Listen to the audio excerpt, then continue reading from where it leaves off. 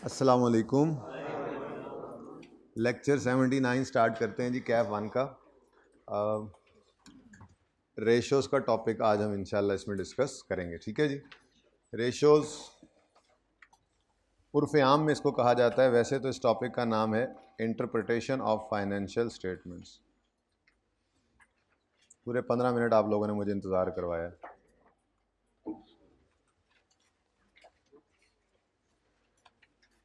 Financial statements की interpretation करना, financial statements की बिठा लो यार, सिर्फ बैग उठा लोगे ना भाई, ये बैग अगर उठा लोगे ना, नीचे लटका लो, नीचे हुक्स लगी हुई, जगह बन जाएगी। आगे ना जाओ बेशक यार, सिर्फ बैग उठा लो।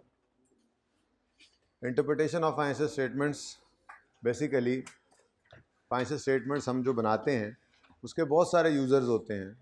फाइनेंशियल स्टेटमेंट का यूज़र लेंडर्स भी हो सकते हैं, बैंक हो गया, या कोई और जो है वो बंदा हो गया जो उधार पे चीज़ें बेचने वाला है, ठीक है। या फिर इन्वेस्टर भी हो सकते हैं जिन्होंने उस कंपनी में, उस बिज़नेस में इन्वेस्ट करना है, या एग्जिस्टिंग ओनर्स भी हो सकते हैं, शेयर होल्डर्स हैं, इवन मैनेजमेंट हो सकती है, गवर्नमेंट हो सकती है, जनरल पब्लिक हो सकती है। ये सारे के सारे यूज़र्स ही हैं ना फाइनेंशियल स्टेटमेंट्स के। यानी हम जो फाइनेंशियल स्टेटमेंट्स बनाते हैं वो इनमें से किसी एक की ज़रूरत में आ रही होती है। तो ये जो यूज़र्स होते हैं फाइनेंशियल स्टेटमेंट्स के, ये कुछ टूल्स को यूज़ करते हैं जिनको यूज़ करके ये डिसीजन मेकिंग करते हैं किसी भी ऑर्गेनाइजेशन के बारे में। और वो डिसीजन मेकिंग पास्ट से कंपैरिजन के लिए भी हो सकती है करंट में, ठीक है जी। वो फ्यूचर को प्रोजेक्ट करने के लिए भी यूज़ होती है डिसीजन मेकिंग, और दूसरी कंपनी से कंपैरिजन के अंदर भी यूज़ होती है। यानी कि इस कंपनी ने अपने पिछले सालों से इस साल में इम्प्रूवमेंट दिखाई या इसकी परफॉर्मेंस डिटीरियोरेट हुई। इंटरप्रिटेशन ऑफ फाइनेंशियल स्टेटमेंट से कुछ अंदाजे, ज़ाहिर है हर एक टूल की तरह से इस टूल के भी कुछ लिमिटेशंस हैं, वो इंशाल्लाह हम फिर बाद में पढ़ेंगे, ठीक है। फ़िलहाल तो ये सीख लें ये किस तरह से यूज़ करते हैं ये टूल, ठीक है। तो एक तो हमने ये परफॉर्मेंस अपनी पिछले साल की परफॉर्मेंस से देखना होता है, कंपेयर करना होता है कि कंपनी ने परफॉर्मेंस अच्छी दी, इम्प्रूवमेंट आई उसमें, या डिटीरियोरेशन आई। दूसरा, हमारी इंडस्ट्री में मौजूद हमारे जैसे ही किसी और ऑर्गेनाइजेशन में कंपेटिटर ने कैसा परफॉर्म किया, उसके मुकाबले में हमने कैसा परफॉर्म किया, इंडस्ट्री के साथ हमने जो है वो किया। उसके बाद एक और चीज़ होती है, हमने कुछ बजट किया था, कुछ टारगेट्स बनाए थे, उन टारगेट्स के ऊपर हम पहुँचे या नहीं पहुँचे, ये करंट को भी हम देख रहे होते हैं, और इवन इन्हीं की बेस के ऊपर हम फ्यूचर की डिसीजन मेकिंग भी कर रहे होते हैं, ठीक है। तो पेज आप लोगों का किताबों का 756, जहाँ पर आपको ये टॉपिक स्टार्ट होता नज़र आएगा।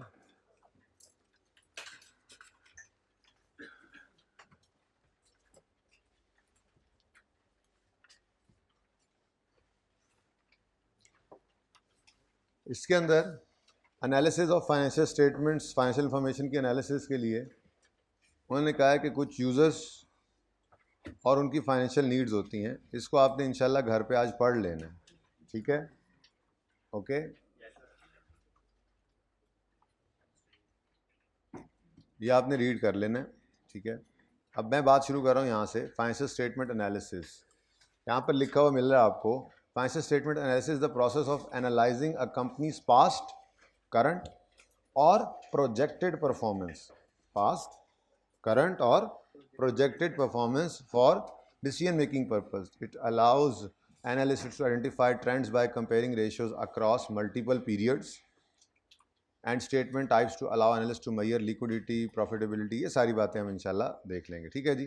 तो हम कंपनी की पास्ट, करंट और प्रोजेक्टेड परफॉर्मेंस भी देख रहे होते हैं। अब ये पास्ट, करंट और प्रोजेक्टेड परफॉर्मेंस अपने पिछले प्रीवियस ईयर से भी हो सकती है। पास्ट में हम ऐसे थे, अब ऐसे हो गए, पास्ट में, ठीक है, हम ऐसे थे, अब हमने इस दफ़ा बेहतर परफॉर्म किया है। इसी तरह से ये इंडस्ट्री के साथ भी कंपेयर किया जा सकता है। बहरहाल 3 तरह के एनालिसिस इस्तेमाल होते हैं रेशियोज एनालिसिस, जिसको ये एक इसमें इंटरप्रिटेशन ऑफ फाइनेंशियल स्टेटमेंट्स के अंदर 3 तरह के एनालिसिस यूज़ होते हैं। एक होता है हॉरिजॉन्टल एनालिसिस। हॉरिजॉन्टल एनालिसिस बड़ा मशहूर है ज़माना। पिछले साल सेल्स कितनी थी, इस साल सेल्स कितनी हो गई। पिछले साल कॉस्ट ऑफ सेल्स इतनी थी, इस साल कॉस्ट ऑफ सेल्स इतनी हो गई। पिछले साल जीपी मार्जिन इतना था, इस साल जीपी मार्जिन इतना हो गया। ये हम देखो ना हॉरिजॉन्टल। ये हम इस वक्त अगर 2020 में खड़े हैं तो कंपैरेटिव कौन सा साल है। अब मैं क्या कंपेयर कर रहा हूँ, हम 19 से 20 में हमने क्या परफॉर्म किया, तो हॉरिजॉन्टल, ठीक है, ओवर द ईयर्स। तो हॉरिजॉन्टल एनालिसिस बहुत सिंपल है। मिसाल के तौर पे सेल्स थी हमारी 500 रुपये की, ये सेल्स बढ़ के होगी 550। मैं चाहता हूँ परसेंटेज ग्रोथ मुझे पता चल जाए। तो कैसे पता चलेगी, बड़ी सिंपल काम है आज। सिंपल काम बस करने इकट्ठे कुछ नहीं, ठीक है जी। सिंपल आई रेशियोज कैलकुलेट करना सीखेंगे। मैं तरतीब बता देता हूँ जिस तरह से हम नोट्स बनाएंगे। 2 घंटे लगें, 4 लगें, 6 लगें, हम जोहर तक तो वैसे यहीं पे ही, ठीक है। पहले भी हो सकती है छुट्टी, बाद में भी, तो बाद में नहीं हो सकती क्योंकि जोहर के बाद फिर FA2 वाले आ रहे हैं, ठीक है। अच्छा, तो इस डाटा को देखते हुए आप मुझे बता सकते हैं कि हम कितने % सेल ग्रो कर गए, हमारी सेल कितने % ग्रो कर गई। चेक करते हैं, फॉर्मूला लगाते हैं।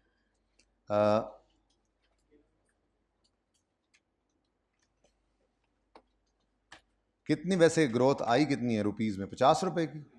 हम 50 को डिवाइड करेंगे 550 से, ऐसा ही है।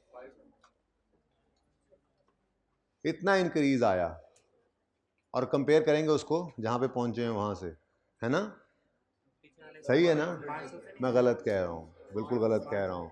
बेस ईयर के साथ देखें, आप 5 साल के नहीं, 15 साल के नहीं, 20 साल के हो गए। आप 20 साल के हो गए, 20 साल के हो गए हैं। ये अब मैं कहने लगा हूँ कि कंपैरिजन में 1 साल बढ़ के 20 साल हो गए। 1 साल 20 से बढ़ के 1 साल 20 के हो गए। किससे बढ़े हैं, तो कंपैरिजन किससे होता है हमेशा कि हम 19 साल की, भाई साहब 19 साल के थे पिछले साल में, अब 1 साल, 19 से 1 साल बढ़ के 20 हो गए। तो हमने कहा जी 1 साल इनकी उम्र बढ़। कंपैरिजन हमेशा किससे होता है, प्रीवियस ईयर से, बेस ईयर से, ठीक है। तो हमने सबसे पहले क्या करना है, हमने इन दोनों पीरियड्स का डिफरेंस लेना है। कितना चेंज है, 50 का, और उसको डिवाइड करना है बेस ईयर से, ठीक है जी। परसेंटेज के लिए आपको पता है 100 से मल्टीप्लाई करते हैं, तो आंसर क्या आ गया। तो बड़ी सिंपल सी बात थी। अब हमने क्या किया जी, यहाँ पर हॉरिजॉन्टली एनालाइज किया है कि हमारी सेल में परसेंटेज ग्रोथ कितनी आई है प्रीवियस ईयर से। हाँ, बहुत सारे फैक्टर्स इसमें हो सकते हैं, पता नहीं सेल्स ही बड़ी है या सेल्स की नंबर ऑफ यूनिट्स उतने ही रहे हैं, सिर्फ महंगाई की वजह से ये सेल्स की अमाउंट रुपीज़ में बढ़ी, वो फिर बाद में चीज़ें इंशाल्लाह इंटरप्रेट। ये तो कह रहा हूँ कि आज का दिन टॉपिक तैयार थोड़ी करेगा। आज का दिन तो टॉपिक को इस काबिल कर देगा कि अब हम जो है वो पास पेपर्स को डिस्कस करें, इंटरप्रिटेशंस करें, ठीक है ना। तो 10% growth in sale over 2019, 10% growth in sale over 2019। ये बात समझ आ रही है ना। इसको क्या कहते हैं जी, horizontal analysis. Profit and loss के अंदर हमने हॉरिजॉन्टली एनालाइज करना है, हर आइटम को कर सकते हैं। इसके बाद क्या चीज़ आती है, क्या चीज़ आती है, कॉस्ट ऑफ सेल, फिर ग्रॉस प्रॉफिट, फिर भूल गए हो, फॉर्मेट भूल गए हो, आपको SOCI का फॉर्मेट भूल गए। इसमें हम अगर बात करें प्रॉफिट एंड लॉस की, आपको उस दिन बना के भी दिखाया था, ठीक है। सेल्स लेस होती है इसमें से कॉस्ट ऑफ सेल्स, और हम पहुंच जाते हैं ग्रॉस प्रॉफिट पर। फिर इसमें ऐड कर लें other income less admin expenses, selling expenses. ये जो होते हैं ना basically admin expenses, selling expenses को मिलाकर ऑपरेटिंग एक्सपेंसेस भी कह दिया जाता है, ठीक है। लेस सेलिंग एक्सपेंसेस, ये ऑपरेशंस हैं हमारे। हमने चीज़ बेची, ख़रीदने की कॉस्ट, फिर एडमिन सेलिंग, ये ऑपरेशंस जिनसे उसको हम बेच पाए, ठीक है। तो यहाँ पर भी एक ब्रेक मैंने लगवाई थी आपको, जब मैं ये स्टेटमेंट कॉम्प्रिहेंसिव इनकम का कॉन्सेप्ट आपको दे रहा था, और मैंने कहा था यहाँ पे ब्रेक लगा के हम ऑपरेटिंग प्रॉफिट भी निकाल सकते हैं। ठीक है।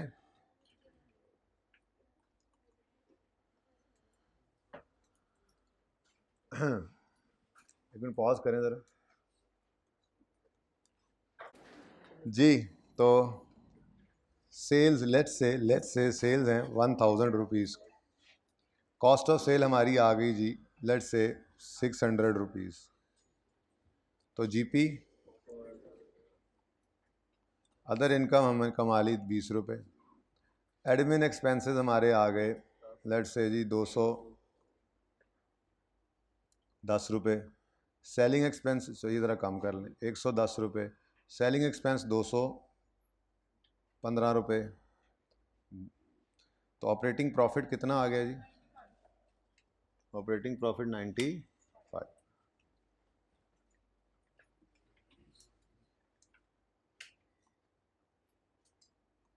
ठीक है जी। उसके बाद इसमें से हम मज़ीद फाइनेंस कॉस्ट लेस करते हैं। फाइनेंस कॉस्ट में बैंक लोन के इंटरेस्ट, बैंक चार्जेस वगैरह, ठीक है जी। इंटरेस्ट एक्सपेंस नॉर्मली बड़ी कॉस्ट तो वही होती है, लेट्स से 10 रुपये फाइनेंस कॉस्ट। और कुछ अदर एक्सपेंसेस होते हैं, ये अदर एक्सपेंसेस नॉर्मली ऐसी कॉस्ट होती हैं जो ना फैक्ट्री की कॉस्ट होती हैं, जो कॉस्ट ऑफ सेल में जाएं, चीज़ ख़रीदने की या बनाने की कॉस्ट नहीं होती, वो सेलिंग का खर्चा नहीं है, एडमिन का खर्चा नहीं है, फाइनेंस कॉस्ट नहीं है, रूटीन से हट के है को खर्चा। हमने फिक्स्ड एसेट बेचा, हालांकि हमारा फिक्स्ड एसेट का मतलब ही क्या होता है? यूज़ के लिए एक रिसोर्स रखा हुआ था, तो हमने फिक्स एसेट बेचा, ठीक है। वो फिक्स एसेट बेचकर हमें गेन आ गया, सेल में नहीं, अदर इनकम में। फिक्स एसेट बेचा, उस पर हमें लॉस आ गया, loss selling admin cost of sale में नहीं, बल्कि क्योंकि ये कभी कभार आने वाला खर्चा है। और देखो आज हम कंपैरिजन की तरफ चले गए, हम ओवर द ईयर्स कंपेयर करेंगे, ठीक है। तो हमारी लेट्स से हमने लॉस ऑन डिस्पोजल को एडमिन एक्सपेंस में डाल दिया। अब एक हैवी अमाउंट होती, लेट्स से आग लगी और हमारी हमारा प्लांट जल गया, वो प्लांट जलने की वजह से टोटल लॉस हो गया, वो एक बड़ा लॉस था, वो लॉस नज़र आ रहा है हमारा एडमिन एक्सपेंस में, ठीक है। अब जब हम कंपैरिजन करेंगे पिछले साल से इस साल को, तो क्या नज़र आएगा? वो एडमिन एक्सपेंस तो बड़े बढ़ गए। हालांकि दरअसल कहानी ये है कि उसके अंदर एक एबनॉर्मल आइटम पड़ा है जो नॉर्मल रूटीन की चीज़ नहीं है, वो कभी कभार ऐसे हो जाता है। तो इस तरह इसीलिए कभी कभार वाली चीज़ों को कहाँ रखते हैं? अदर एक्सपेंसेस में। लेट्स से अदर एक्सपेंसेस हैं 5 रुपये, कितना आ गया जी आंसर? अब ये 80 क्या है जी? प्रॉफिट बिफोर टैक्स, ठीक है। इसमें से हम फिर हुकूमत पाकिस्तान को कुछ हिस्सा देते हैं,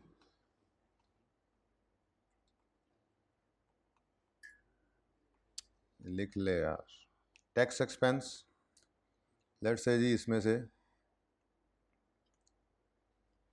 हुकूमत ने 24 रुपये ले लिए, और प्रॉफिट आफ्टर टैक्स कितना बचा? 56, ठीक है जी। अच्छा, उसके बाद OCI होता है, लेकिन मैं अब उसकी तरफ नहीं जा रहा, इनफ है ये, ठीक है ना। ओके, तो मैं स्टेटमेंट कॉम्प्रिहेंसिव इनकम समझा चुका हूँ आपको, बस फिलहाल यहाँ पे रोकते हैं इस बात को। रेशियो एनालिसिस के अंदर हम अदर कॉम्प्रिहेंसिव इनकम वाले आइटम्स नहीं देखते होते नॉर्मली, ठीक है, बस इसी को ही देख रहे होते हैं। खैर, एक और भी चीज़ अब देख लेते हैं ज़रा साथ ही, अब बात चल ही पड़ी है तो। बैलेंस शीट आपकी होती है, balance sheet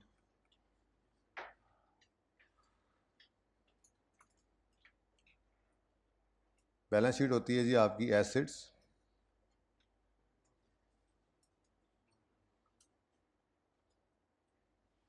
equals equity plus liability,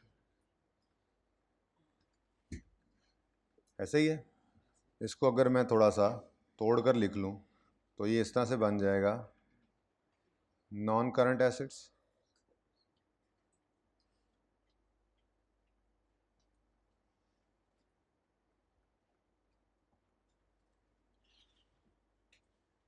इतना लंबा कौन लिखे अब ये, non current assets plus current assets, बार बार बाकियों को भी लिखना पड़ना था, equals equity plus non current liabilities plus current liabilities, ठीक है। अब ये भी कोई अज्यूम कर लो डाटा, बताओ जी नॉन करंट एसेट्स कितने हैं आपके, 5000 के, लेट्स से करंट एसेट्स हैं आपके 3000 भाई ने कहा, ठीक है जी। इक्विटी आपकी जो है वो मिसाल के तौर पे 4500 रुपये है। अब टोटल कितना 8 बनाना है ना, ये हो गया 5 6 7 हो गया, और ये कितना बन गया 1000, ठीक है जी। बैलेंस शीट टैली हो गई। चलें, ये भी अब ऐसे डाटा है कुछ, मैंने कहा ज़रा इसको यूज़ करना सीख लेंगे, ठीक है। तो ये मैंने ज़रा बैलेंस शीट इस तरह से बना दी है, ओके। अच्छा, अब रेशो एनालिसिस में हमने अभी तक बात किया कि ये तो वैसे बस बात इस तरफ निकला, इसको यूज़ करेंगे इंशाल्लाह जहाँ ज़रूरत पड़ेगी, ठीक है। बात क्या हो रही थी कि फाइनेंशियल स्टेटमेंट का एनालिसिस जो है वो 3 तरह का होता है, 3 तरह का। सबसे पहला मैंने कौन सा बताया आपको, हॉरिजॉन्टल एनालिसिस।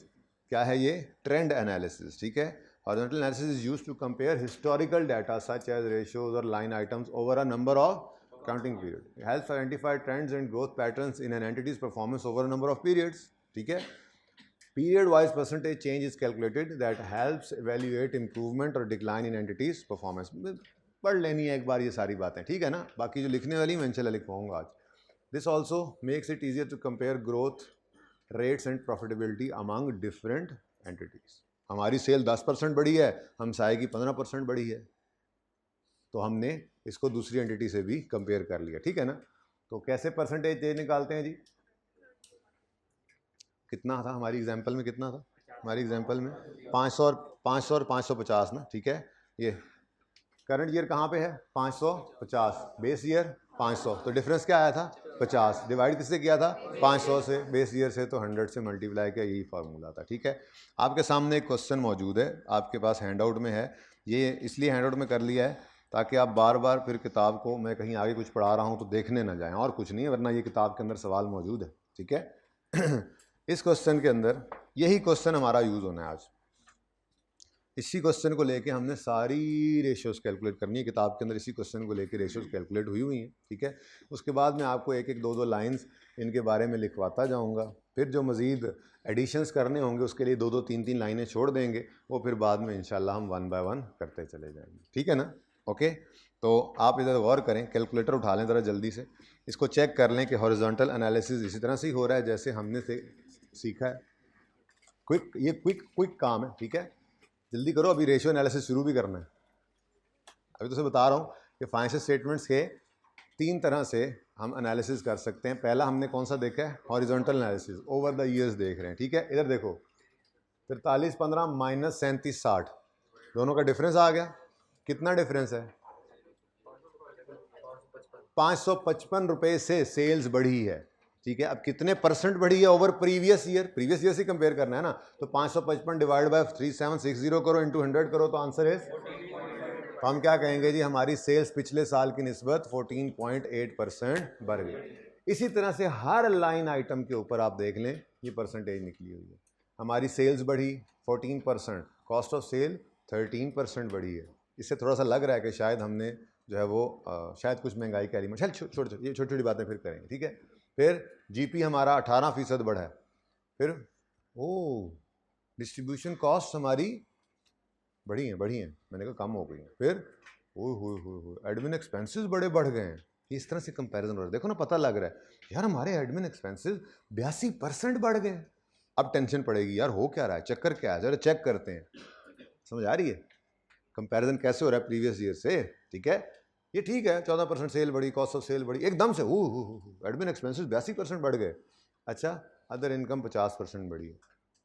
फिर profit before interest and tax, ये भी एक ब्रेक है, यहाँ पर लगाई जाती है, लेकिन मैंने अलग से नहीं लगवाई है। उसकी वजह यह है कि नॉर्मली ये इस तरह से दिया नहीं जाता, चलो इस सवाल में तो दे दिया, नहीं दिया जाता तो फिर हमें निकालना आना चाहिए। मैं थोड़ी सी वहाँ पे जो अपनी एग्जांपल बनाई है ना उसके अंदर आपको सिखा दूंगा, ठीक है। अच्छा, उसके बाद इंटरेस्ट एक्सपेंस है, प्रॉफिट बिफोर टैक्स है, और फिर टैक्स है, प्रॉफिट आफ्टर टैक्स है। हर चीज़ को इसी तरह से आपने हॉरिजॉन्टली एनालाइज किया होगा। बैलेंस शीट के अंदर भी ऐसे ही है। बैलेंस शीट में क्या है, हमारे पीपीई 880 से 865 पे आए हैं, कम हुए हैं। अच्छा, डिफरेंस निकालो तो 15 रुपये का निकल रहा है, 15 रुपये को डिवाइड करोगे बेस ईयर 880 से, परसेंटेज कितनी है? बोलो बोलो, जागो, अभी क्लास गर्म हो रही है, अभी अभी रेशो शुरू नहीं की, इसीलिए ज़रा जाग लें, ठीक है जी। 1.7% से हमारे एसिड्स कम हो गए, हमारे नॉन करंट एसिड्स 1.7% से कम हो गए, ठीक है। इन्वेस्टमेंट प्रॉपर्टी 10.7% से बढ़ गई है, टोटल में एसिड्स 0.3 से कम हुए। फिर इन्वेंट्रीज कम हुई हैं, हमारे ट्रेड रिसीवर्स कम हुए हैं, हमारा कैश एंड बैंक बढ़ा है। अब ये आगे जाके सिखाऊंगा ना आपको कि इन चीज़ों को देख के हम इंटरप्रिटेशन कैसे करते हैं, लेकिन फिलहाल तो हमने सिर्फ ये देखा कि हम हॉरिजॉन्टली एनालाइज कर रहे थे फाइनेंशियल स्टेटमेंट्स को, ठीक है। तो एक तो फाइनेंशियल स्टेटमेंट्स की एनालिसिस के अंदर होता है हॉरिजॉन्टल एनालिसिस, ट्रेंड एनालिसिस भी कहते हैं इसको। समझ आई बात? चलें आगे। सिंपल है, बहुत बहुत सिंपल है, टॉपिक ही सारा सिंपल है, लेकिन ये ट्रेंड एनालिसिस जो है ये बड़ी सिंपल चीज़ है। और ये नहीं कि ये कहेगा तो इस तरह से करना है, हम जो रेशियो एनालिसिस करेंगे ना उसमें ये ट्रेंड एनालिसिस हम खुद भी कर रहे होते हैं अक्सर। जैसे उसने यहाँ पे क्या बोला है, इधर देखो,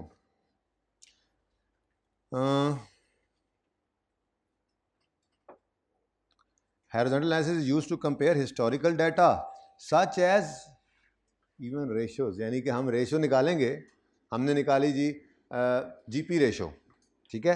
अब वो जीपी रेशो हमने इस साल की निकाली, अब जीपी रेशो पिछले साल की भी थी, हमने उसको हॉरिजॉन्टली भी एनालाइज कर लेना है अगर ज़रूरत पड़े तो। हमने कहना है पिछले साल जीपी रेशो हमारी थी 10%, इस साल होगी 12%, तो ये तो नहीं कहेंगे 2% बढ़ी है, हम 2% को डिवाइड करेंगे 10% से और कहेंगे जीपी रेशो इतने % बढ़ी है। तो ट्रेंड एनालिसिस है, फाइनेंशियल स्टेटमेंट के लाइन आइटम्स पे भी लग सकता है, ये ट्रेंड एनालिसिस जो है ये इवन रेशियोज पे भी लग सकता है, ठीक है। थोड़ा थोड़ा ज़हन बना रहा हूँ अभी टॉपिक के लिए, अब ज़हन बना रहा हूँ, ठीक है। अच्छा, ये तो हो गया हॉरिजॉन्टल एनालिसिस। कोई और एनालिसिस भी हो सकता है, आप बताएं कोई और एनालिसिस भी हो सकता है। वर्टिकल कैसे होगा? इसको बनाएंगे बेस, किसको? हाँ, ये रेवेन्यू, ये सेल बड़ी ही नाजुक चीज़ है, मैंने शायद आपको एक बार जिक्र भी किया था कि ये सेल्स जो है ना, सेल्स ये इतनी नाजुक चीज़ है कि इसके बारे में ऑडिट पे जाते हैं तो हम ये ज़हन बना के जाते हैं कि ये कि ज़रा चेक तो करें ये सही तो नहीं, हालांकि बाकी हर चीज़ को हम यूँ देखते हैं, ज़रा चेक करें ये गलत तो नहीं है, इसको यूँ जाके देखते हैं ये कहीं सही तो नहीं है। डेंजरस चीज़ है। सबसे पहली नज़र फाइनेंशियल स्टेटमेंट किस पे पड़ती है? आपकी सेल्स पे, ठीक है। तो ये सेल्स या रेवेन्यू जो है ये इतनी नाजुक चीज़ है कि पूरा स्टैंडर्ड इसके ऊपर IFRS 15 बना हुआ है, जिसको आपने FAR 2 में जाके पढ़ना है, जिसके ऊपर स्टैंडर्ड जो है वो हर चीज़ के ऊपर गाइड करता है, इतनी शेयर रिकॉर्ड करो, इतनी। ये एक छोटा सा कॉन्सेप्ट हमने पढ़ा था कुछ अर्सा पहले ही। आपने अगर 100 रुपये बेचिए उधार पर, आपने उसके कान में कहा जाते हुए, भाईजान अगर आप 1 महीने के अंदर अंदर आ गए, आहिस्ता बोलते हैं, इतना ऊंचा नहीं बोलते कान में, आप अगर 1 महीने के अंदर अंदर आ गए तो आपको 10 रुपये छोड़ देंगे। तो स्टैंडर्ड कहता है, IFRS 15 कहता है अब बैठो और बैठ के सोचो क्या ये 15 दिन में आ जाएगा, क्या ये 30 दिन के अंदर अंदर आ जाएगा या नहीं। अगर आपको लगता है कि ये 30 दिन के अंदर अंदर आ जाएगा तो सेल आज ही 90 की बुक करो।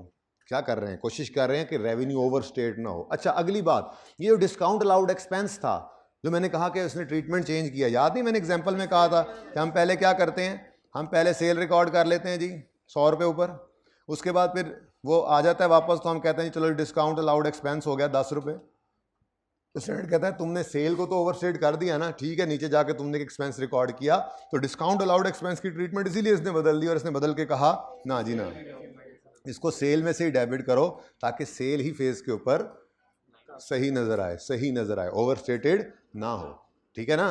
तो इसको हम बनाएंगे बेस, सेल को, और हर लाइन आइटम को सेल की परसेंटेज के तौर पे देख लेंगे। बड़ा यूजफुल ये भी एनालिसिस है कि हमने एक परसेंटेज में, ये परसेंटेज के अंदर निकल रहा है ना, तो हम क्या कहते हैं, हम 100 रुपये से इक्वेट कर लेते हैं कि अगर हम एक 100 रुपये की सेल करें तो उसमें कॉस्ट ऑफ सेल जो है वो, लेट्स से, मैंने ज़रा सिंपल रखा था, यूँ ज़रा इजी हो जाएगा। अगर हम 100 रुपये की सेल करें तो उसमें 60 रुपये कॉस्ट ऑफ सेल होगी, ठीक है। उसमें जो है वो मतलब 110 रुपये परसेंटेज के अंदर निकलता जाता है ना, ठीक है। वो हम क्या कह रहे हैं, परसेंटेज में 100 रुपये की सेल करें तो 60 रुपये तो हो गए कॉस्ट ऑफ सेल, मिसाल दे रहा हूँ, ठीक है, इसको छोड़ें, ज़बानी मिसाल, 60 रुपये हो गए कॉस्ट ऑफ सेल, फिर 20 रुपये हो गए एडमिन के, 10 हो गए सेलिंग के, और फिर हमारे पास जो है वो टैक्स दे के इतने रुपए बच रहे हैं। नेट प्रॉफिट भी सेल से, हर चीज़ सेल से कर, यानी एक 100 की सेल करें तो नेट में हमें कितना बचता है। यानी जैसे ही आपकी 100 रुपये की चीज़ बिकेगी आपको कह लो 10 रुपये मैंने कमा लिए नेट में। कैसे कैसे कर रहे होगे? यही आपने जो वर्टिकल एनालिसिस किया, परसेंटेज सेल के साथ हर लाइन आइटम की। ठीक है, तो दूसरा ट्रेंड एनालिसिस के बाद दूसरा कौन सा है? Vertical analysis. Vertical analysis is the proportional analysis of financial statement where each line item in a financial statement is listed as a percentage of another. इससे बेहतर है, चलो आगे देखते हैं।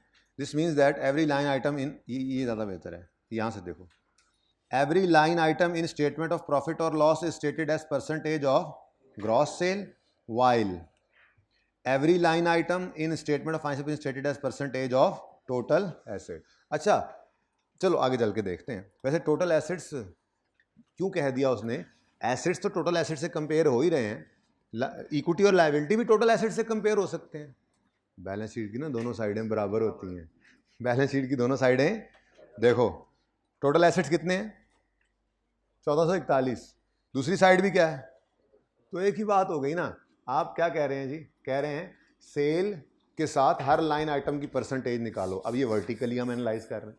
ठीक है, कॉस्ट ऑफ सेल, सेल का कितने परसेंट, सेलिंग एक्सपेंस सेल का कितने परसेंट, एडमिन एक्सपेंस सेल का कितने परसेंट, चलते जा रहे हैं। ऐसे ही जब बैलेंस शीट में आते हैं तो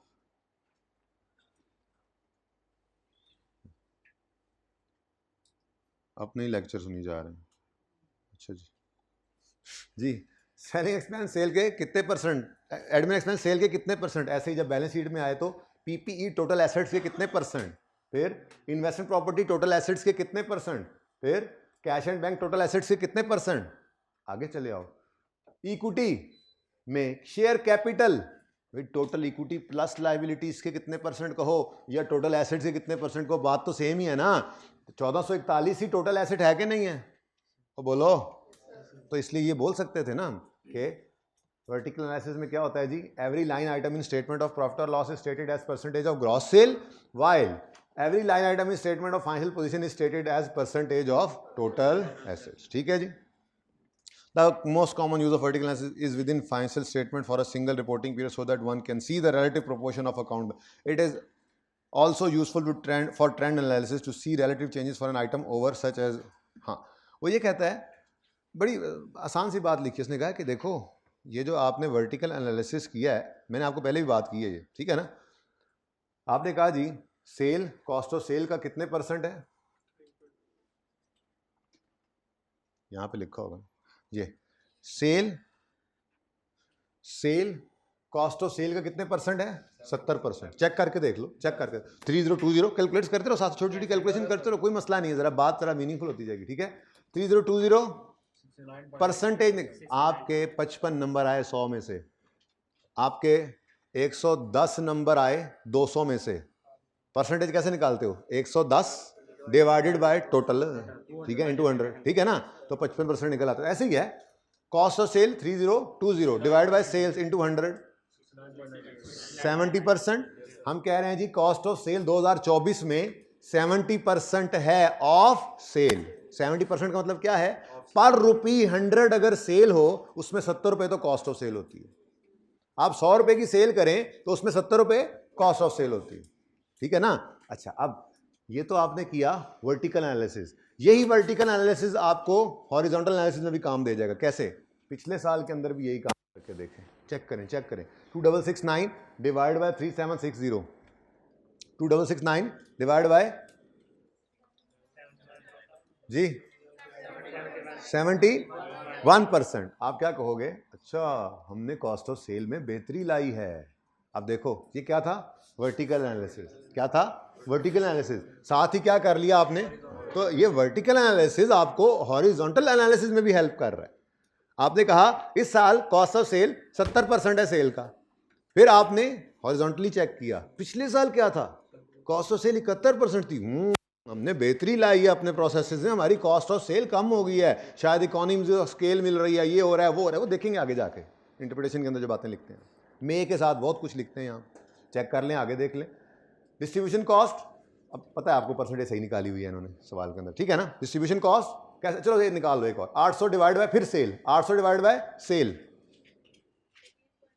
13.8 18.5। यानी आप अगर एक 100 रुपए की सेल करेंगे तो उसमें ये सारी रेशियोज आगे कैलकुलेट भी करनी है, इसी की इंटरप्रिटेशन करनी, इसलिए मैंने कहा चलो साथ साथ ये भी होता जाए, ठीक है। अगर आपने 100 रुपए की सेल की है तो उसमें 18 रुपए डिस्ट्रीब्यूशन यानी सेलिंग कॉस्ट, ठीक है, 18.5 रुपए उसमें क्या है, सेलिंग कॉस्ट, ठीक है। अब ये आपने क्या किया, वर्टिकल एनालिसिस किया। अब आपने पिछले साल की रेशियो चेक की तो पिछले साल में 20 थी, लो भाई इंप्रूवमेंट है हमारे, हमने कुछ प्रोसेसेस बेहतर किए ज़रूर हैं, शायद जो है वो हमने पहुंचाने वाला काम ख़त्म कर दिया होगा, जो हम चीज़ें पहुंचा के आते थे, अब हमने जो है वो 2-3 शहरों के अंदर मज़ीद आउटलेट्स में आदि लोग वहीं से ले लेते हैं, कोई चीज़ें बहरहाल कुछ ना कुछ स्टेप्स तो लिए होंगे, कुछ तो किया है कि हमारी डिस्ट्रीब्यूशन कॉस्ट पिछले साल की निस्बत कम हुई। ये बात समझ आ रही है? अब ये क्या चीज़ चल रही है, ये क्या चीज़ चल रही है, वर्टिकल एनालिसिस। अब ये जो रेशियो आ रही है इसको हम हॉरिजॉन्टली भी, पिछले साल का भी वर्टिकल पड़ा है हमारे पास, ठीक है ना, तो बहुत यूजफुल ये एनालिसिस हैं दोनों। Horizontal analysis over the years देखते हैं हम, वर्टिकल एनालिसिस हम किसी एक प्रॉफिट एंड लॉस के अंदर सेल की परसेंटेज हर चीज़ को ले लेते हैं और बैलेंस शीट के अंदर एसेट्स की परसेंटेज हर लाइन आइटम को ले लेते हैं और उसको हम उस साल के अंदर देखते हैं कि जी इतने परसेंट हमारे टोटल एसेट्स में से इतने परसेंट इन्वेस्टमेंट प्रॉपर्टी है, और पिछले साल से भी देख लेते हैं कंपेयर करके कि वो बढ़ी है या कम हुई।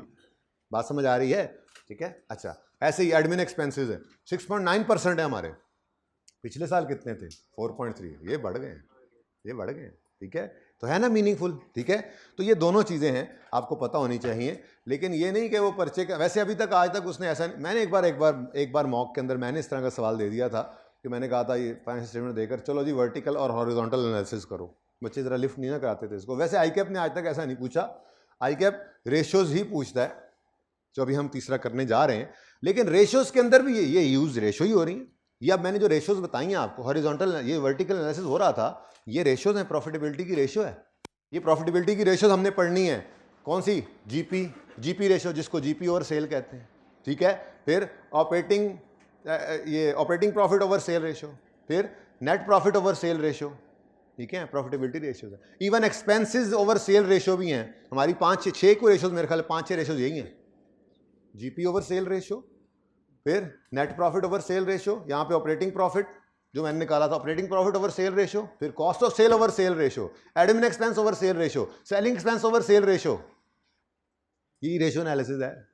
तो रेशियो एनालिसिस के अंदर क्या किया आपने, पहले रेशियोज क्या है, रेशियोज ये रेशियोज ही कैलकुलेट हो रही हैं, आपने वर्टिकल एनालिसिस किया, साथ ही आप उसको प्रीवियस ईयर से भी कंपेयर कर रहे हैं, ठीक है। तो ये उन्होंने जस्ट एक बताया है कि फाइनेंशियल स्टेटमेंट्स के एनालिसिस के अंदर हॉरिजॉन्टल एनालिसिस भी होता है, वर्टिकल एनालिसिस भी होता है। हॉरिजॉन्टल एनालिसिस के अंदर हम प्रीवियस ईयर से कंपेयर कर रहे होते हैं, उसमें हम चेंज लेकर उसको बेस ईयर से डिवाइड करते हैं और फिर हमें पता लग जाता है कितने परसेंट ग्रोथ है या डिक्लाइन है प्रीवियस ईयर की निस्बत, ठीक है, सही है। और दूसरा क्या है, हॉरिजॉन्टल एनालिसिस, जिसमें इनकम स्टेटमेंट के हर आइटम को हम सेल से कर सकते हैं लिंक, ठीक है, और बैलेंस शीट के हर आइटम को हम टोटल एसेट्स के साथ लिंक कर सकते हैं, ठीक है। ये देखो यहां हम क्या कहेंगे, हम कहेंगे इन्वेंट्री, अच्छा चेक करो जरा, 272 डिवाइड बाय 1441, 272 डिवाइड बाय 1441, जल्दी, वैसे ये वाली रेशियोज आगे नहीं है, रेशियो प्रॉफिटेबिलिटी वाली ही रेशियोज यहां से 18 पॉइंट, हम क्या कहेंगे हमारे टोटल एसेट्स में इन्वेंट्रीज कितनी है, यहां पे नहीं है, ये 18.9, सॉरी मैं ये देख रहा था, मैं समझ नहीं आ रही, ठीक है। 18.9% हमारा इन्वेंट्रीज का, टोटल एसेट्स का हमारा इन्वेंट्रीज पर मुश्तमिल है। पिछले साल चाती मारी 19 था, इन्वेंट्रीज कम हुई हैं, शायद सेल बढ़ गई होगी, शायद कॉस्ट पढ़ रहे हैं, कॉस्ट कितने बच्चे कॉस्ट पढ़ रहे हैं, ना होने के बराबर। अच्छा, जस्ट इन टाइम इन्वेंट्री पे चले गए, इकोनॉमिक ऑर्डर क्वांटिटी पे चले गए, सारी बातें ठीक है, शायद इन्वेंट्री मैनेजमेंट होती है, ठीक है ना, बेहतर कर ली होगी, कम हो गया, जरूरी तो नहीं है, ठीक है, कि हमारी देखो ना, अब ये सारी चीज़ें एक साथ चल रही होती हैं, आपको ये आपका जो ना ये व्यू ब्रॉड होना चाहिए। आप क्या देख रहे हो, आप देख रहे हो हाँ नहीं, थोड़ी सी सेल कम ही हुई है, नहीं सेल परसेंटेज सेल कितनी थी, पीछे देख कर आते हैं, किधर गया बता रहा हूँ, 14% से सेल बढ़ी है, इससे पिछला साल को था नहीं। बहरहाल हमारी सेल जो है वो 37 से 43 पे भी गई है। अब हो सकता है इसके अंदर कॉस्ट ऑफ सेल, ये सिर्फ इन्फ्लेशन का फ़र्क ना हो, कुछ हमने चूज हमने एक सेल नंबर ऑफ यूनिट्स भी ज़्यादा कर लिए हो मेहनत करके, तो इस वजह से इन्वेंट्री कम। तो ये सारी चीज़ें आ रही होती हैं। ये अक्रॉस फाइनेंशियल स्टेटमेंट्स हम ये मतलब ईयर्स को भी देख रहे होते हैं, हम करंट ईयर को अपने करंट ईयर को प्रीवियस ईयर से कंपेयर कर, सबसे ये तरीका यही है।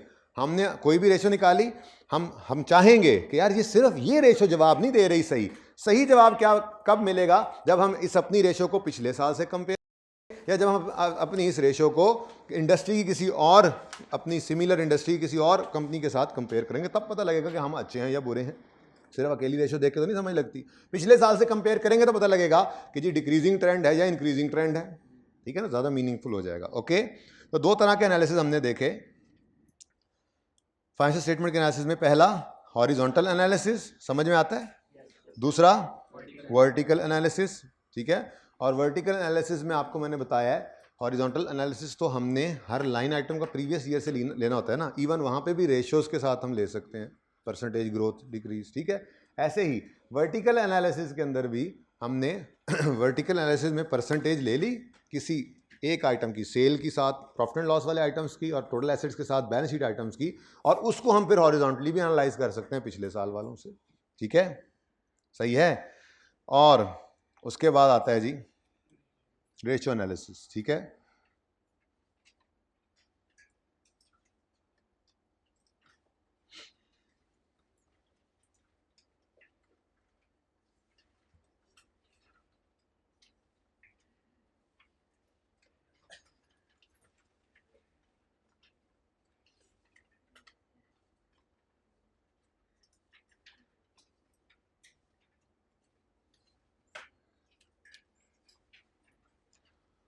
अच्छा जी, तो एनालिसिस ऑफ फाइनेंशियल स्टेटमेंट्स में हमने देखा, एक होता है हॉरिजॉन्टल एनालिसिस, दूसरा होता है वर्टिकल, और तीसरा क्या है, रेशियो एनालिसिस, ठीक है जी।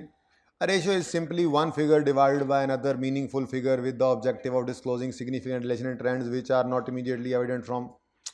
कह रहा है कि जी आपको वैसे सेल को देख के क्या पता लगना है, लेकिन एक रेशियो निकाल ली आपने परसेंटेज ग्रोथ इन सेल वाली, तो आपको अब ज़्यादा बेहतर पता लग रहा है कि ये सेल पिछले साल की निस्बत इतनी बढ़ गई।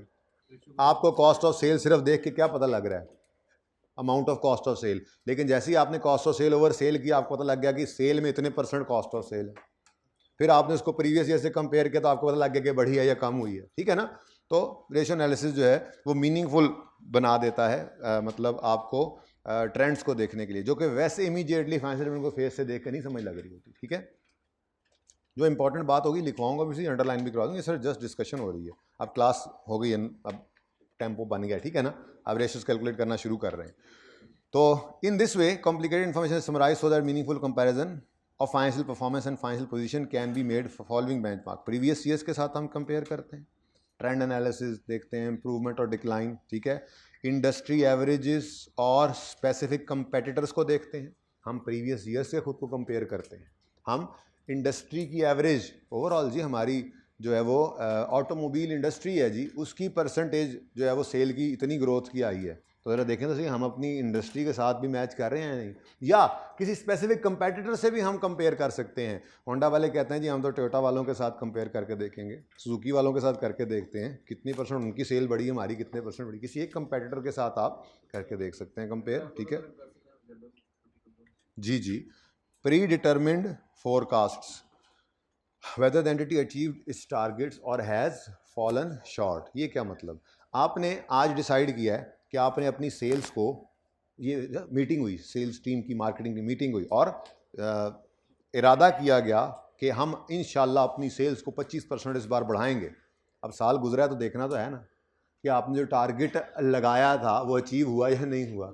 तो रेशियो एनालिसिस के अंदर आपने क्या करना होता है, आपने प्रीवियस ईयर के साथ खुद को कंपेयर करना है, इंडस्ट्री एवरेज के साथ करना है, स्पेसिफिक कंपेटिटर के साथ कर सकते हैं आप, और प्री डिटर्मिन्ड फोरकास्ट के साथ भी आप कंपेयर कर सकते हैं, ठीक है जी।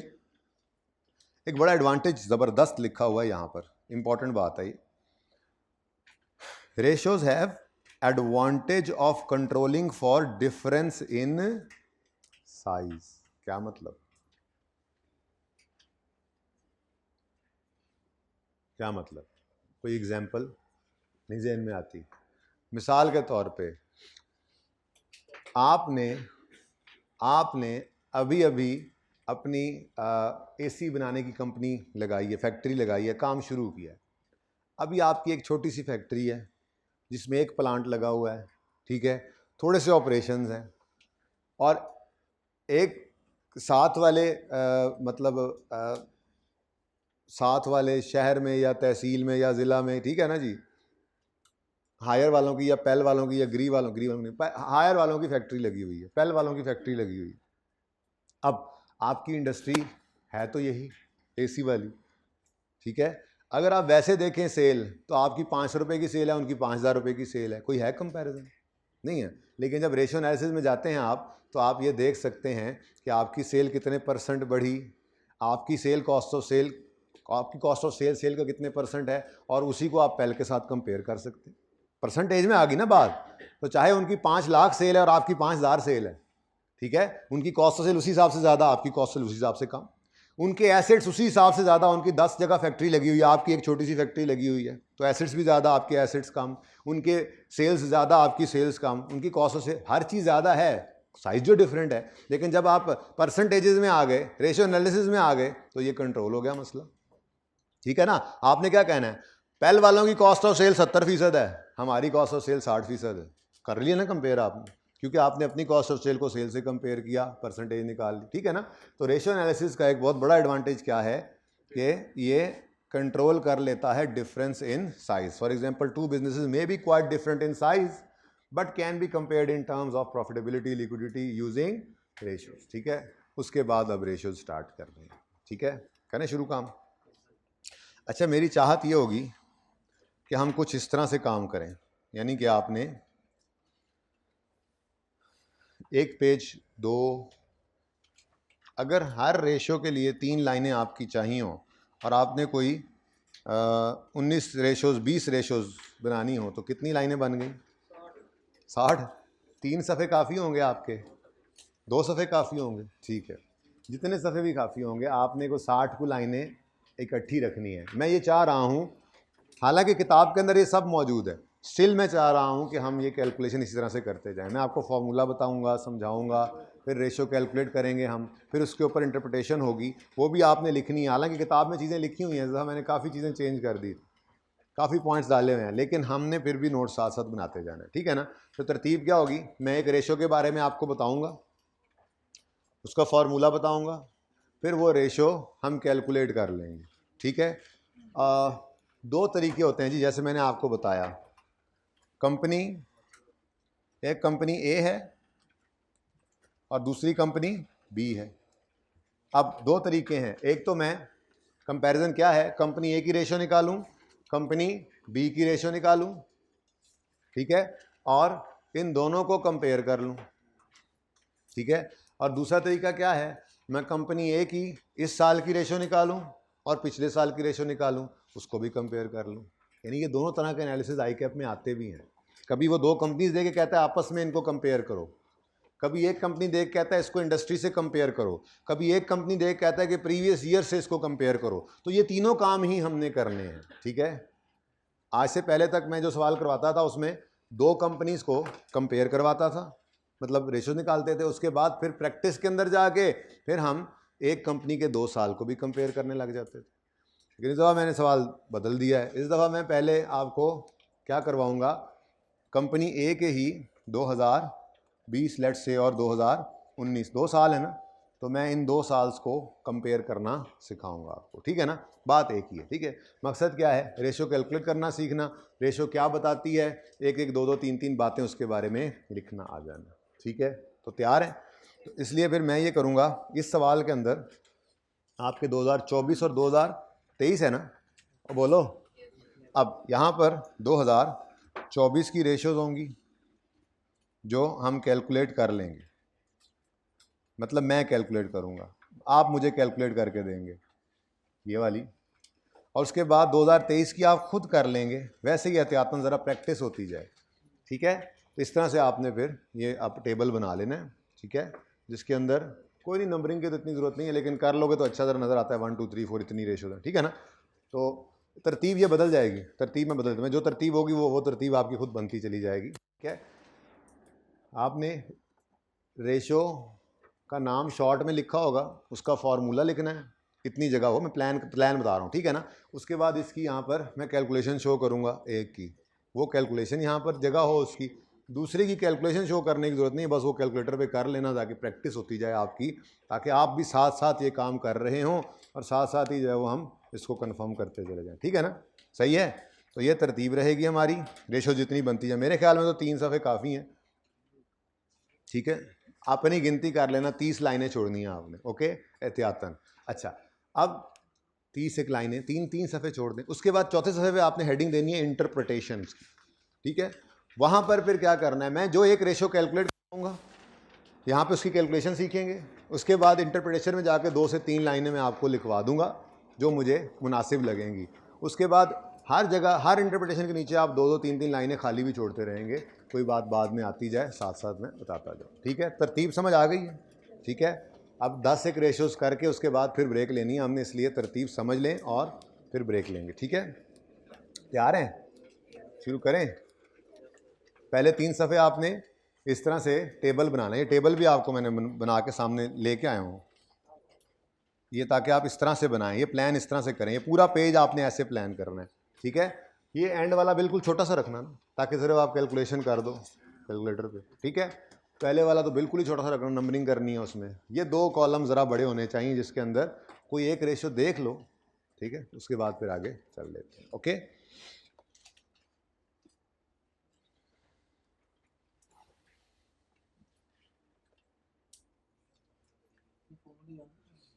जी बेटा, फॉर्मूला याद करने हैं, स्टैंडर्ड में नहीं लिखे हुए, साथ लेके जा सको आप, ठीक है।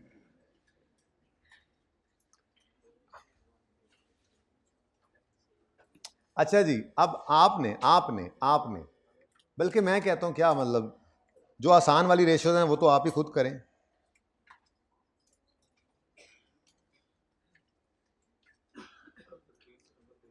कोई तरतीब नहीं, आप अपनी तरतीब बना लें, मैं नंबरिंग मिटा देता हूं, ठीक है।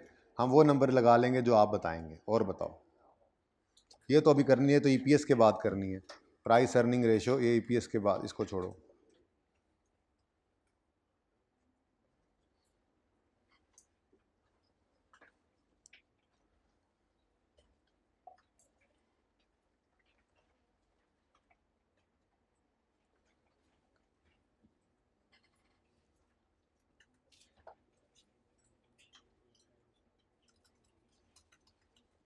अच्छा जी, ये 3 रेशोज, यार एक तो इसका जवाब भी सामने आ रहा है।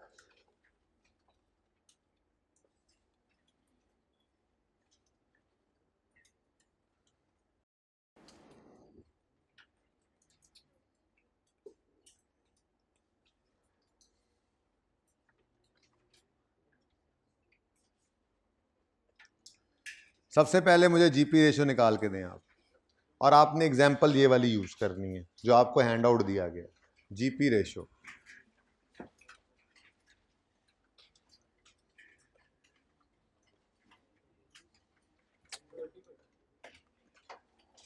ये सवाल, जीपी रेशो 2024 की जीपी रेशो हमने निकाली, 30% निकली है। कैसे निकाली है GP ratio? Gross profit divided by, okay. अच्छा, तो जीपी ओवर नेट सेल्स हमारा फॉर्मूला होगा, gross profit over net sales. तरतीब अपनी है, gross profit over sales, normally sales लिखा होता है, नेट सेल्स लिख लें, ज़्यादा बेहतर है। अच्छा, gross profit over net sales या सेल्स, ठीक है, इनटू 100।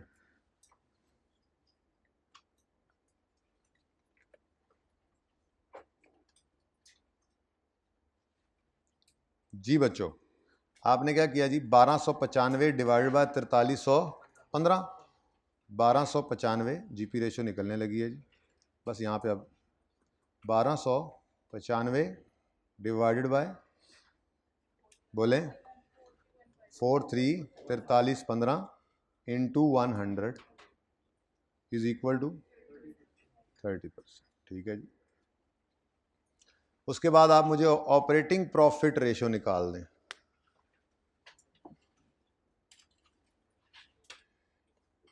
अच्छा, दूसरे साल की भी निकालते जाएं साथ साथ। जीपी रेशो दूसरे साल की आपने निकालनी हो तो मैं चेक भी नहीं कर, चलो चेक भी कर लेंगे, क्योंकि किताब के अंदर कंपैरिजन नहीं है पिछले साल का।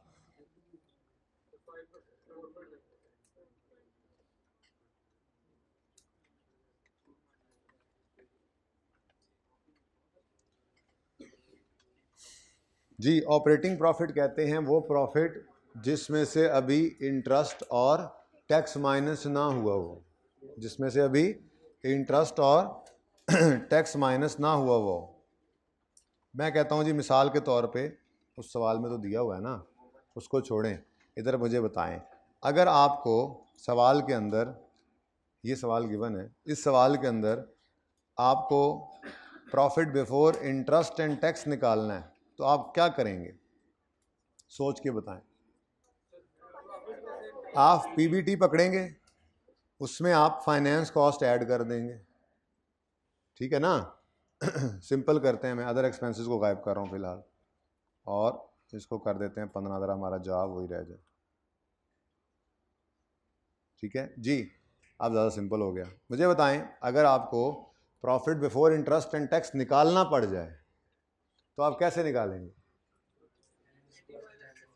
प्रॉफिट बिफोर टैक्स तो profit before interest and tax, ठीक है। मतलब के ऑपरेटिंग प्रॉफिट दरअसल क्या होता है? पहले 80 में 15 ऐड बैक करें, क्या बनता है? 95 बनता है ना। तो ये जो ऑपरेटिंग प्रॉफिट होता है ये बेसिकली क्या होता है? Profit before interest and tax. मैं यहाँ पे जगह बनाई है, लिखता हूँ मैं। इस ऑपरेटिंग प्रॉफिट का दूसरा नाम क्या है? Profit before interest and tax, PBIT short form में ये कहते हैं, ठीक है। उसके बाद क्या मैंने माइनस किया हुआ था? फाइनेंस कॉस्ट कितनी माइनस की हुई थी? बनाई है ना, हमने ज़रा सिंपल कर लिया इसको, 15, ठीक है। तो ये सवाल के अंदर तो गिवन है आपको, लेकिन अगर ये चीज़ ऐसे हो गायब, ये चीज़ हो ऐसे, यानी कि आपकी वो जैसे ब्रेक नहीं होती थी, आप sale less cost of sale GP add other income less admin less selling less finance cost less tax expense भी हो सकता था, लेकिन चलें पीबीटी पे रुक गया। अब मैं कहता हूँ मुझे profit before interest and tax चाहिए, कैसे निकालोगे? उसको फाइन रिवर्स वर्किंग करके उसको फाइनेंस कॉस्ट को ऐड कर लेंगे, ठीक है, सही है। लेकिन हमारे सवाल के अंदर तो ये भी गिवन है, ठीक है, और सही है। चल, तो पता होना चाहिए कि profit before interest and tax कैसे निकलता है। अगर आपको पीबीटी पे लाके खड़ा कर देता, पीबीआईटी ना दिया होता, तो सिंपली आपने ऐड बैक कर देना था, ठीक है। चलें, फिलहाल तो सवाल कहाँ गया हमारा, ये रहा जी बच्चों। Profit before interest and tax 214 है। सेल्स कितनी है जी?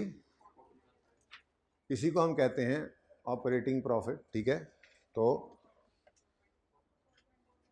पीबीआईटी शॉर्ट फॉर्म लिख रहा हूँ, PBIT over net sales into 100। बताएं जी पीबीआईटी कितना है? पीबीआईटी 214। ये सिंपल है बहुत, ये पहले नहीं सिखाई जाती, मैं पहले नहीं सिखाता था, ये बाद में मैं एंड में बस कहता था ये कर लो, लेकिन इस बार मैं ये भी पहले स्टार्ट में बता रहा हूँ, ठीक है ना। अभी इसके बाद मुश्किल वाली रेशोज आती हैं, ज़रा टेंशन वाली, ठीक है। 214 over 4315 into 100 is equal to 4 यानी अगर आप 100 रुपये की सेल करें तो आपको इंटरेस्ट और टैक्स देने से पहले सिर्फ 4.9 रुपये बचते हैं। बात समझ आ रही है? अगर आप 100 सेल करें तो आपको इंटरेस्ट और टैक्स पे करने से पहले सिर्फ कितने रुपए बचे हुए हैं?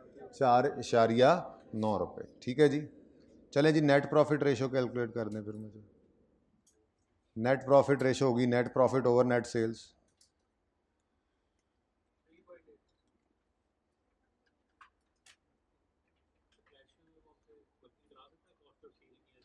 जी जी करा सकता है, वो देख लेंगे, प्रैक्टिस बाद में। अभी रेशो निकालना सीखो, बताती क्या है ये सीखो बस। आज प्रैक्टिस नहीं, प्रैक्टिस तो मंडे से शुरू होगी, पर्चा पास करना तो मंडे से सीखना शुरू करना है। अभी तो ये सीख ले रेशो बताती क्या है, निकलती कैसे है, बस इसलिए गपशप लगा रहे हैं आज जी। नेट प्रॉफिट कितना है? 166 और sale 431 166 divided by 4315 into 100 is equal to 3 point, लो जी।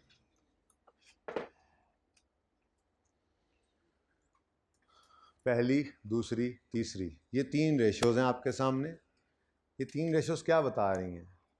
जीपी रेशो बता रही है कि आपका जीपी मार्जिन 30% है। क्या मतलब? आप 100 रुपये की सेल करें तो 30 रुपये क्रॉस प्रॉफिट कमाते हैं। यानी मैं यूँ कह सकता हूँ, कंपनी इज़ अर्निंग ₹30 पर rupee 100 invest, per rupee 100 of sale, या company is earning ₹3.8 per rupees 100 of sale, या company is earning ₹4.9 per rupee 100 of sale before paying interest and tax.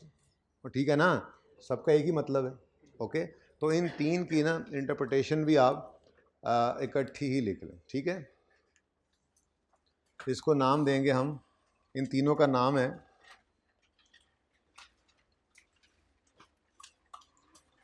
Profit over sale ratio. कौन सा नाम जी?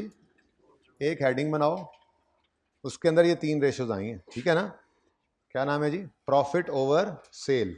अब profit 3 तरह के थे ना, ये देखो, net profit over sale, gross profit over sale, या PBIT, profit over interest and tax over sale. तो 3 डिफरेंट तरह के प्रॉफिट्स को देख लिया हमने, हैं तो तीनों ही प्रॉफिट की रेशो। ठीक है, तो प्रॉफिटेबिलिटी रेशो के अंदर हमने ये 3 रेशोज, पहली 3 रेशोज पढ़ी हैं। ठीक है, इनको हमने क्या नाम दे दिया? Profit over cell ratios.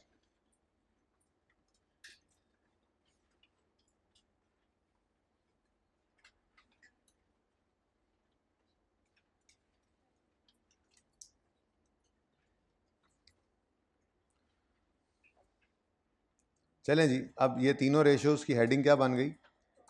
Profit over sales ratio, जिसमें हमने प्रॉफिट डिवाइडेड बाय सेल्स किया। ठीक है जी, बस प्रॉफिट 3 तरह का, मैं बार बार अर्ज कर रहा हूँ, बस प्रॉफिट 3 तरह का था। ठीक है जी, पहले केस में नेट प्रॉफिट, फिर ग्रॉस प्रॉफिट, फिर तरतीब आगे पीछे माजर। ठीक है ना, gross profit, net profit, operating profit. ठीक है, अब इसके बारे में कुछ बातें लिखते हैं। तो इंटरप्रिटेशन वाले सफ़े पे आए, 3 सफ़े छोड़कर जो आपने आगे हेडिंग बनाई हुई है। ठीक है,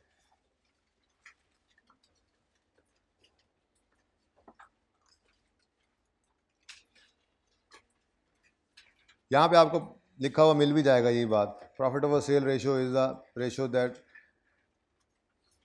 of the profit that has been achieved for every 1 rupee of sale. Profit over sale are commonly used in management to assess financial performance and a variety of different figures. Profit might be definition, okay, gross profit भी हो सकता है, PBIT भी हो सकता है, PAT भी हो सकता है। ठीक है ना, चलें छोड़ें, लिखें। GP ratio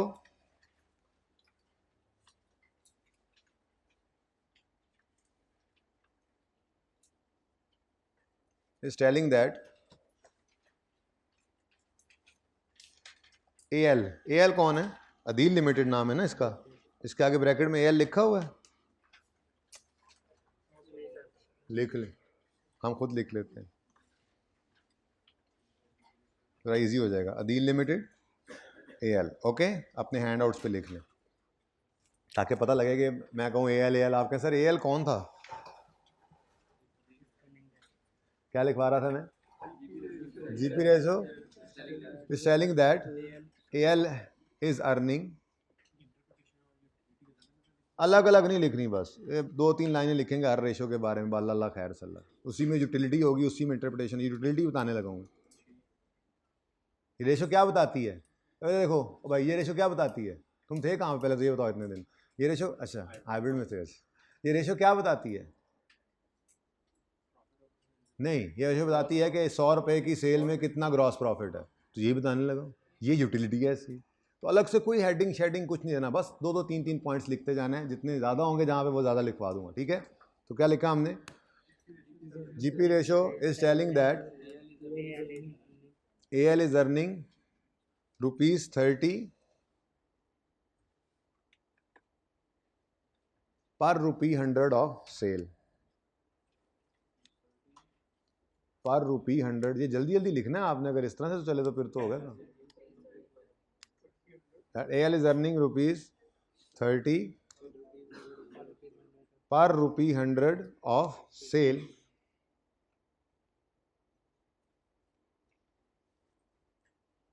Full stop.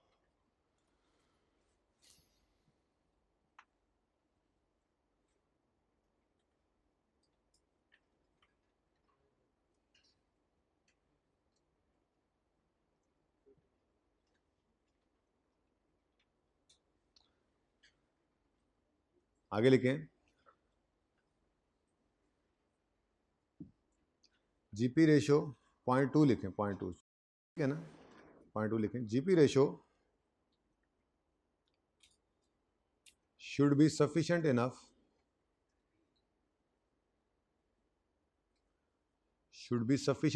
to cover. अच्छा जी, 1 घंटा हो गया पढ़ते हुए. शुड बी सब पढ़ा तो हमने, कुछ है नहीं बता. GP ratio should be sufficient enough to cover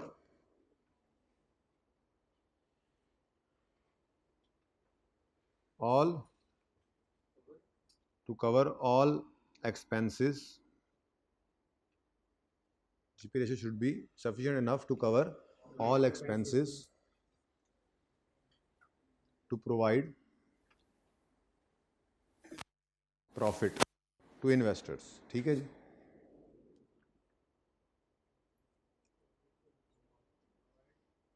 to provide, GP ratio इतनी होनी चाहिए कि वो सारे एक्सपेंसेस को कवर कर ले. जीपी इतना होना चाहिए कि वो सारे एक्सपेंसेस को कवर करे, कुछ प्रॉफिट बचा दे. ठीक है, तो GP ratio should be sufficient enough to provide profit to investors, to cover all expenses to provide profits. ठीक है जी, लिखना है यार, एक बार सुनना है. अच्छा आप सुन लो, मैं बीच में से चीज़ें एक्सट्रैक्ट कर रहा हूँ. ठीक है ना. GP ratio should be sufficient enough to cover all expenses to provide profit for investors.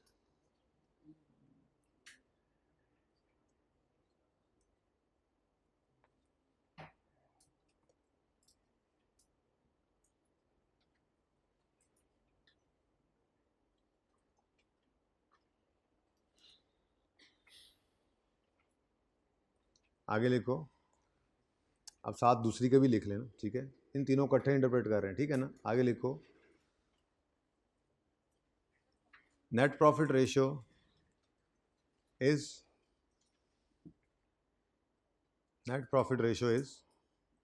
कितने परसेंट थी? 3.8%. नहीं, एंड पे इकट्ठी छोड़ देंगे 3-4 लाइनें. ठीक है.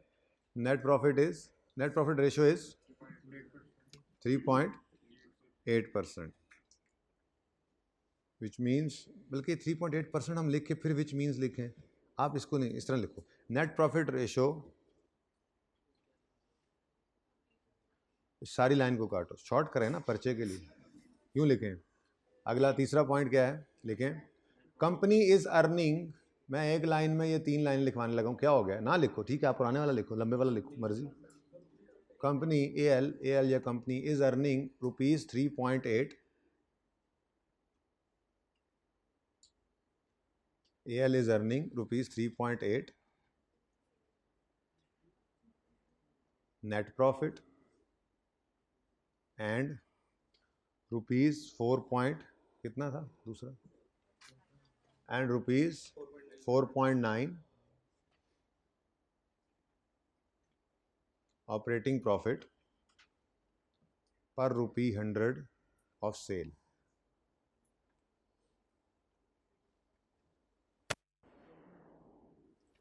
Earning rupees 3.8 net profit and rupees 4.9 operating profit या PBIT, जो मर्जी लिखना चाहें. ठीक है ना. पर रुपी 100 ऑफ सेल.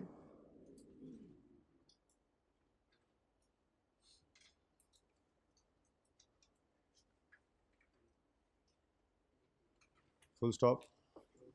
अगले पॉइंट में लिखें,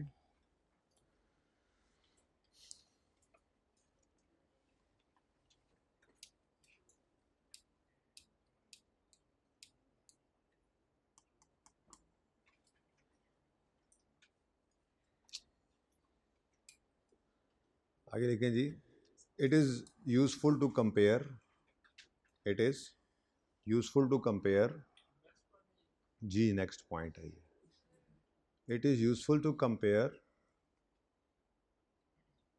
net profit ratio, NP ratio लिखा करो ना ताकि शॉर्ट हो जाए, लेकिन पर्चे में नहीं। It is useful to compare, वैसे पर्चे में भी लिख सकते हैं जब आपने ब्रैकेट में एक बार लिख दिया NP ratio. It is useful to compare net profit ratio with gross profit ratio with GP ratio. अब यहाँ रुक के मुझे बताओ क्यों यूजफुल होगा इन दोनों को कंपेयर करना। आप जीपी और नेट प्रॉफिट रेशो को कंपेयर करोगे तो आप बेहतर बता सकते हो कि आपने जो बाकी एडमिन सेलिंग ऑपरेटिंग एक्सपेंसेस हैं उनको अच्छा मैनेज किया या अच्छा मैनेज नहीं किया। ठीक है, तो लिखें it is useful to compare net profit ratio with gross profit ratio as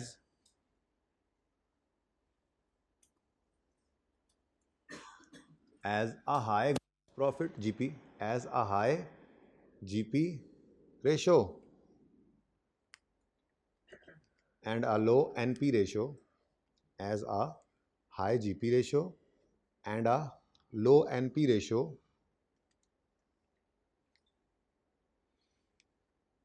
indicate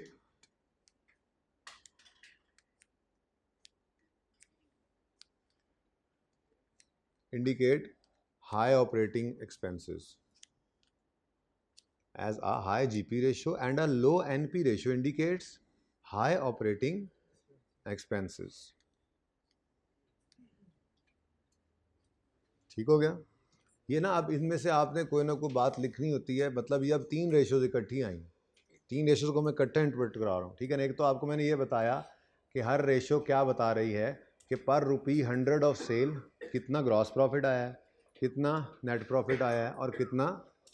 अब ये रेशोज़ क्या बता रही हैं, ये रेशो बता रही है कि आपकी कंपनी ने कितना जीपी, कितना नेट प्रॉफिट, कितना पीबीआईटी कमाया पर रुपी 100 ऑफ सेल। अब इसके अंदर यूज़ क्या करना है, हमने कहा जी कि इसको कंपेयर करो नेट प्रॉफिट से, और अगर आपकी जीपी रेशो हायर है, नेट प्रॉफिट रेशो कम है, तो मतलब आप एफिशिएंटली मैनेज नहीं कर रहे अपने ऑपरेटिंग एक्सपेंसेस। और अगर आपकी जीपी रेशो मतलब इतनी हायर नहीं थी लेकिन नेट प्रॉफिट रेशो अच्छी आ रही है, तो मतलब आप एफिशिएंटली मैनेज कर रहे हैं ऑपरेटिंग एक्सपेंसेस को। अब इसके अंदर भी प्रीवियस ईयर्स के साथ कंपैरिजन आ सकता है। ठीक है ना, अब आपके सामने मौजूद हैं प्रीवियस ईयर्स, क्या क्या है जी, पिछले साल के अंदर क्या मामला हुआ है, नेट प्रॉफिट रेशो कितनी आई है आपके पास, आपने तो निकाली है, नहीं निकाली, निकाली है ना, बताएं ज़रा। 3%,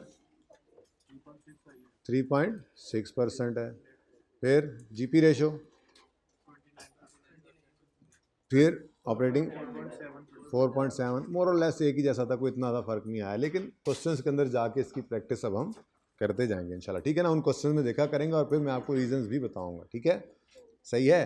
तो क्या क्या लिखवाया जी मैंने, ग्रॉस प्रॉफिट रेशियो क्या बता रही है, कंपनी 30 रुपये अर्न कर रही। अच्छा, ये भी एक पॉइंट बन सकता था, हम यूँ भी लिख सकते थे कि वैसे बता रहा हूँ, AL is earning ₹30, AL is earning ₹30 GP, ₹3.8 net profit, ₹4.9 operating expense पर ₹100 ऑफ सेल। ये तीनों एक ही लाइन में मैं इसलिए लिखवा रहा हूँ, पर्चे में जो एक कह दे वो एक के बारे में लिख देना, तीनों कह दे तो फिर तीनों के बारे में भी लिखा जा सकता है। ठीक हो गया ना जी। उसके बाद अगली बात हमने क्या कहा कि इसको अच्छा है कि आप कंपेयर करें। ठीक है, ऐसे ही बेहतर होता अगर मैं लिखवाता, तो क्या कंपनी को एक ही लाइन में, ताकि ये लिखना आ जाए। बेसिकली मैं पहली लाइन में क्या बता रहा हूँगा, ये रेशियो बताती क्या है। ठीक है, तो क्या बता रहे हैं हम, company is earning ₹3.8, ₹4.9 and ₹30 of gross profit, net profit जो भी है। ठीक है ना, पर ₹100 ऑफ सेल। ठीक है जी, ओके। तो ये रेशियोज हायर जी, मैं मुझे पता चल गया भाई, बता देता हूँ मैं जी। जी ये रेशियो जितनी हायर होगी उतना बेहतर होगा या जितनी लोअर होगी उतना बेहतर होगा। प्रॉफिटेबिलिटी रेशियो जितनी हायर होगी उतना बेहतर होगा या जितनी लोअर होगी उतना बेहतर होगा, जितनी हायर उतनी बेटर। ठीक है, ये हायर ये रेशियो जितनी हायर होंगी उतनी बेहतर होंगी। ठीक है ना। अच्छा, ये आखिरी लाइन लिखें, it is better to compare these results, it is better to compare these results with industry average. It is better to compare these results with industry average and entities own performance over the years. ये पानी तुम्हारा ठंडा सरासर पहले से पढ़ा था तुम्हारा साढ़े। However, it is better to compare these results with industry average, profit नहीं, with industry average and entities नहीं, वो ज़्यादा वाली नहीं, ये मैं लिख रहा हूँ, with entity apostrophe वाला, with entities own performance over the years.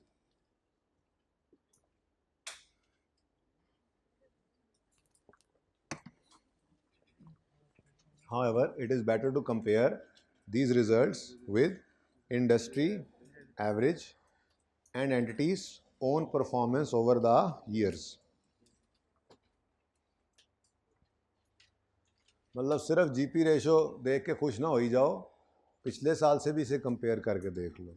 सिर्फ जीपी रेशो देख के खुश ना हुए जाओ, इसको इंडस्ट्री एवरेज से भी, कंपेटिटर से भी कंपेयर करके देख लो।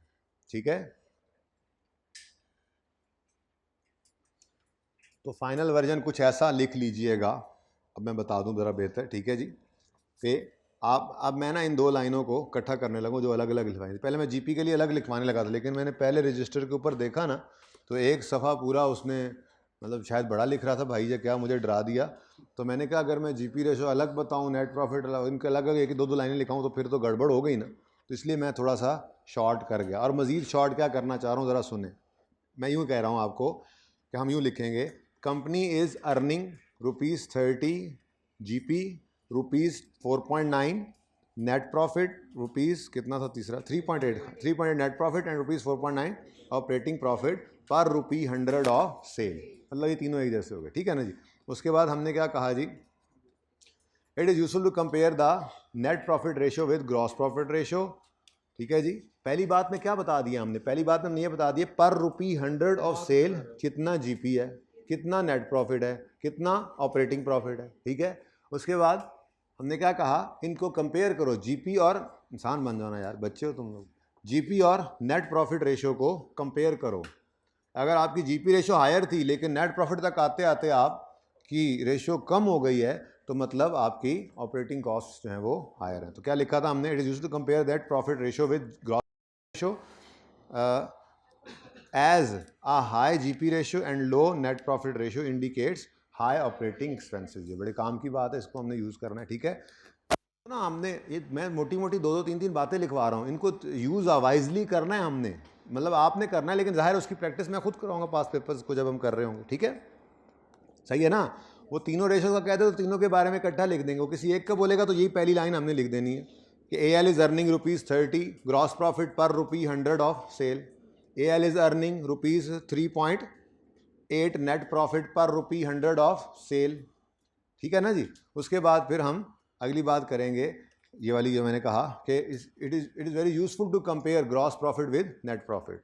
और हो सकता है वो कंपेयर करके बता रहे हो आप यूँ भी कह रहे हो, सवाल की इंटरप्रिटेशन करते हुए आप यूँ लिख रहे हो कि जी gross profit ratio is 30% while net profit ratio is only 3.8%, so it may be an indicative. कभी भी रेशो में आपने मे के अलावा बात नहीं करनी, पता नहीं क्या हो असल में कहानी। ठीक है ना, बहरहाल it may be an indicative of high operating costs, अगर सिर्फ ये दो रेशोज हों। ठीक है ना, लेकिन अगली बात हमने लाजमी देखनी है, अगर हमें प्रीवियस ईयर मिल जाए तो कंपैरिजन कर देंगे, इंडस्ट्री एवरेज मिल जाए तो कंपैरिजन कर देंगे, और अगर ना मिले तो ये लाइन लिख देंगे, however it is better to compare these results with industry average and entities own performance over the years. ठीक है जी, ये ज़रा टेक्निकल तंग करने वाली एक लाइन और लिख लो, वैसे कहीं पे फिट कर लो अगर। ठीक है, जहाँ पे पहले आपने नहीं लिखा था उसमें higher the ratio better it is, ये लिख लो, पता होना चाहिए। वैसे ही अपने पास ब्रैकेट में डाल के लिख लो कि ये रेशो जितनी हायर हो उतना बेटर है। ठीक है जी,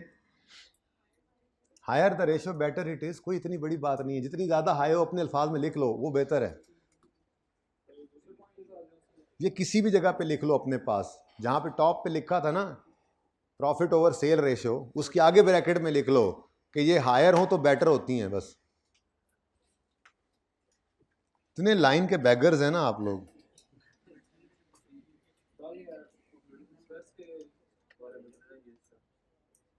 क्या बेटा, क्या कह रहे हैं बेटा आप? अभी ऑपरेटिंग एक्सपेंस की रेशो पे जाते हैं। अभी मैंने सिर्फ प्रॉफिटेबिलिटी की रेशो, मैंने प्रॉफिट ओवर, मैंने निकाल देना class, profit over sales ratio की बात की है। Gross profit over sale ratio, net profit over sale ratio, operating profit over sale ratio, ये जितनी हायर हैं उतनी बेटर है। ठीक है जी,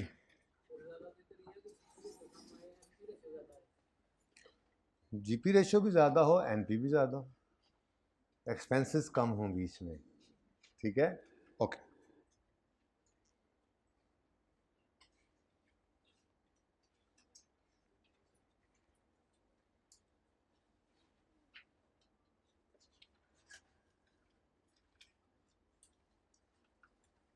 चलो सारे ही आगे पीछे हो गया फिर।